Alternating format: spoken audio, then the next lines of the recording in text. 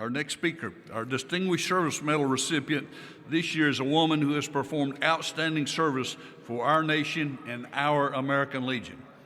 As a high school student in 1964, she earned an American Legion Citizenship Award. After graduating from high school, she attended nursing school in her home state of Minnesota. She then volunteered to join the U.S. Army, where she would serve as a combat nurse in Vietnam. There, in her words, she did whatever it took to save lives and comforted thousands of veterans who experienced wounds and trauma. She worked tirelessly and successfully over many years for the establishment of the Vietnam Women's Memorial, which she helped dedicate. She has continued to work on behalf of veterans, male and female, including those who served in Vietnam as well as other wars. Our worthy recipient of this highest honor is also a paid-up life of American Legion Post 2 in Helena, Montana. Ladies and gentlemen, it's my pleasure to present the American Legion Distinguished Service Medal to Diane Carlson Evans.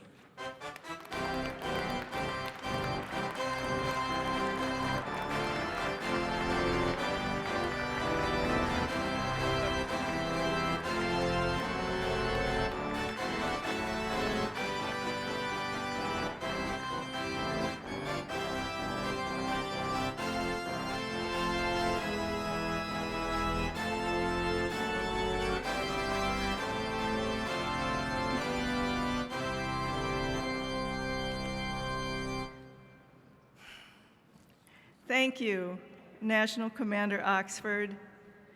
Thank you, National Adjutant Dan Wheeler, our National Auxiliary President, Nicole Clapp, and their members, Sons of the American Legion, Clint Bolt, and their members, Internal Affairs Commission, Chairman Robert Newman, Jack Queerfield, retired Internal Affairs Commission, my fellow sister and brother veterans, and Post 2 Helena, Montana,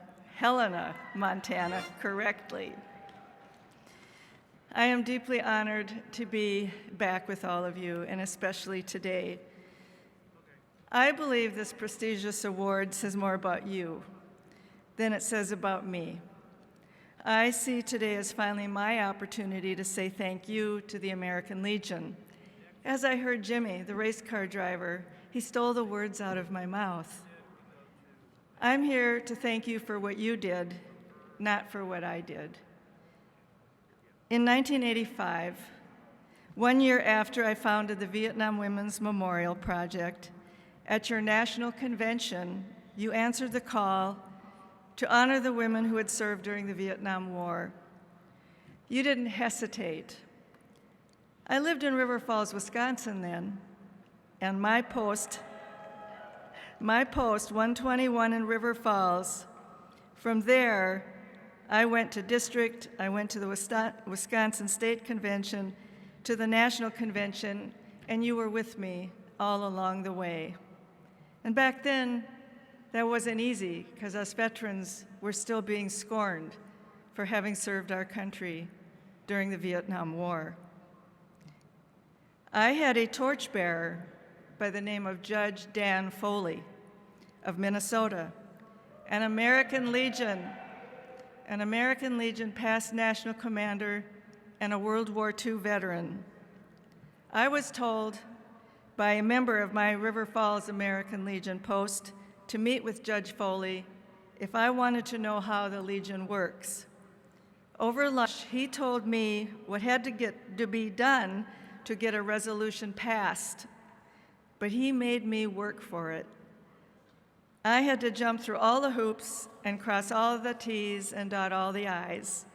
He taught me the way, while I had to prove to the Legionnaires that I was serious. I never dropped the ball, but you kept it in the air for me and helped fulfill the dream of a national monument to honor my sister veterans, the first in the history of the United States honoring military women on the National Mall in Washington, D.C.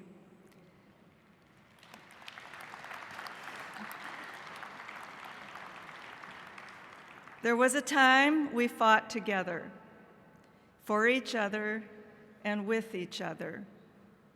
Those weren't glory days, but there was some magnificence in them that transcends the horrifying experiences of war.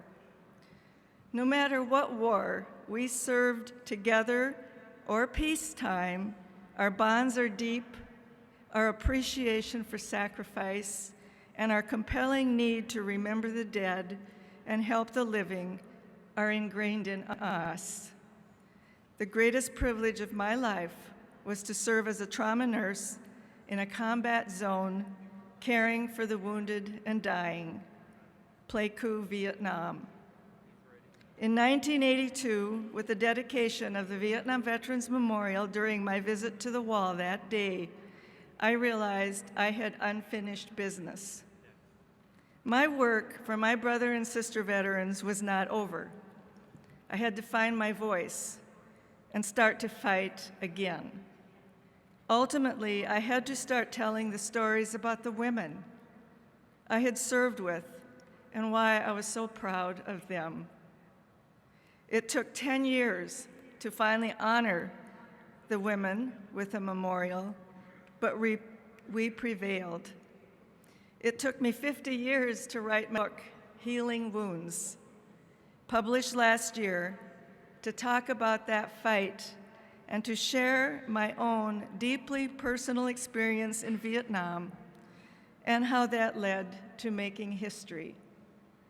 1 month following the dedication of the Vietnam Women's Memorial, in the December 1993 issue of the American Legion Dispatch, National Commander Bruce Thiessen, a Vietnam-era veteran, wrote, quote, "Little thanks was given to the women who served during the Vietnam War. Thank you is a small remark, but none is with more meaning." He wrote further, "That brief message seems to sum up the feeling of thousands of Legionnaires and their families who responded to the American Legion appeal to raise funds for the Vietnam Women's Memorial. Those contacted were also asked to write down on an enclosed card their thoughts about women who served in Vietnam during that war era.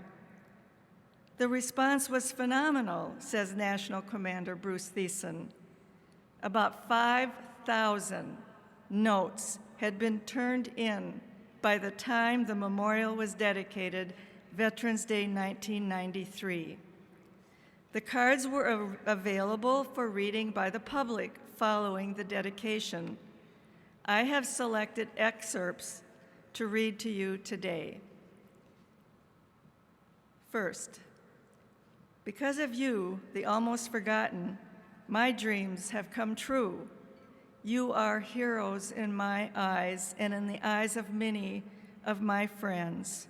Because of your efforts when I was wounded, I was assured of a future. Next, I served aboard an aircraft carrier and never saw any of the many women serving at the time. However, I dealt with several very competent women via radio communication channels, and I very much appreciated their helping my brothers ashore in Vietnam. They laid their lives on the line. Next, you have truly earned your way to heaven for the price you paid in hell. The tears of pain and sorrow will never really fade as long as men and women die for the country they love. Few understand the price we paid for many to enjoy.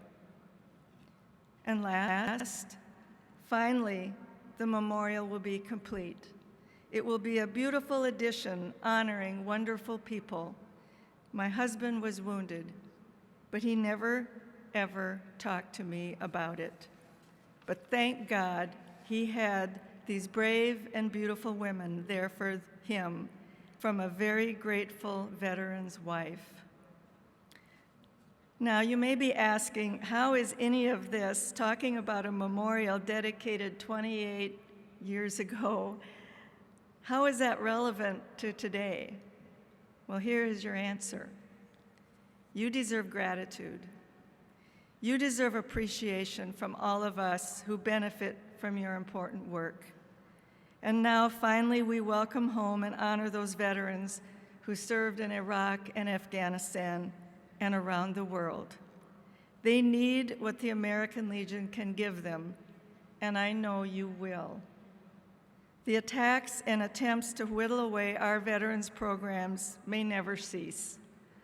American Legion leaders move your initiatives and programs forward in so many ways. Aging veterans, physical and mental health, it's all been discussed at your convention, and especially by Secretary McDonough. Closest to the heart of the Legion are you, the service officers, who helped me with my claim. Frontline advocacy at all times for us. There is a place for each of us in the Legion. I found my place was alongside you to help heal the emotional wounds of war.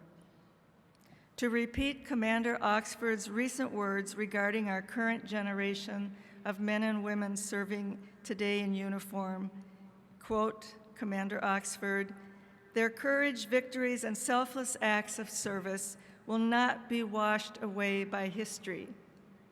To all the men and women who served and made the world a better, safer, and brighter place since the dark day of 9/11, I salute you," end of quote. As do I. And to all who have stepped up to serve our country in war and peace. I salute the American Legion who continue to step up to care for us, our families, and our nation. Remember, I said this award is more about you than about me. For without you, my wonderful husband Michael, a lifetime member of the Legion as well, the sculptor Glenna Goodacre, sculptor of the Vietnam Women's Memorial, and my family, I wouldn't be standing here today. Good luck, carry on, and thank you for giving me this opportunity to thank you for all that you do for America. Thank you.